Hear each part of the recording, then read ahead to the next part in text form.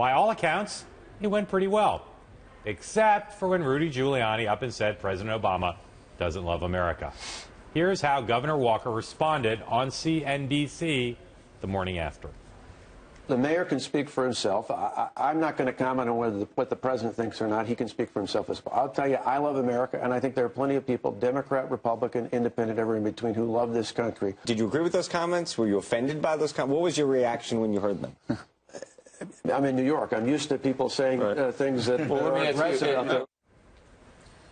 All right, so Walker refuses to repudiate there. So my question to you, John, is what is the tripwire in this cycle for candidates to repudiate their allies when they say things that are untoward or over the line?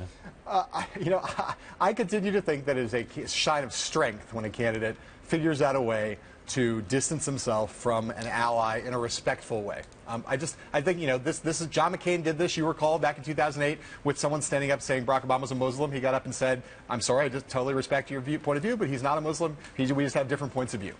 That's easily said for Scott Walker there, too. And I think him taking passes on these questions all the time is starting to look weak rather than shrewd. The press can be obsessed with these things. Last cycle, Governor Romney's campaign had the attitude, we're not going to repudiate people who say stuff because we'll just be in an ever-ending cycle of that. Rush Limbaugh attacked a Georgetown law student and Sandra Fluke using way over-the-line language. Called her a slut. So over-the-line language that Rush Limbaugh eventually apologized. And Romney was afraid to touch it. And yet before Limbaugh apologized, Mitt Romney was asked, what did he think of what Rush Limbaugh said? Look how he handled it.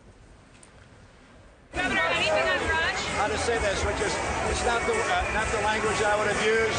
I'm focusing on the issues that I think are significant in the country today, and that's why I'm here talking about jobs in Ohio. The weaseliest thing, and Romney used it there, not the language I would use. Oh, Bobby Jindal came out today practically unbidden to say, great, I'm not going to repudiate Giuliani. Right. I think that these guys now are getting a false sense of how easy this is.